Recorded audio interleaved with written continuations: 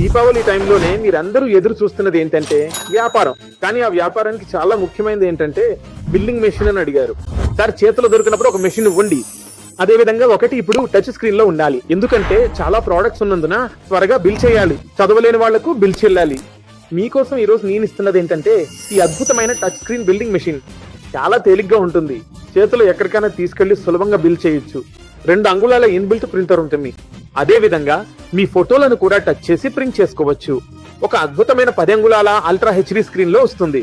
మీరు మీ వ్యాపారాన్ని లేదా మీ షాపును నిర్వహిస్తున్నప్పుడు ఒకే చోట కాకుండా 2 లేదా 3 వేర్వేరు ప్రాంతాలలో మీ కార్యకలాపాలను విస్తరించినట్లయితే ఆయా చోట్లకు వెళ్లి పనులను పర్యవేక్షించడం మరియు అక్కడ జరుగుతున్న ప్రతి విషయాన్ని జాగ్రత్తగా గమనిస్తూ ఉండటం మీకు చాలా ముఖ్యమైన విషయం అవుతుంది.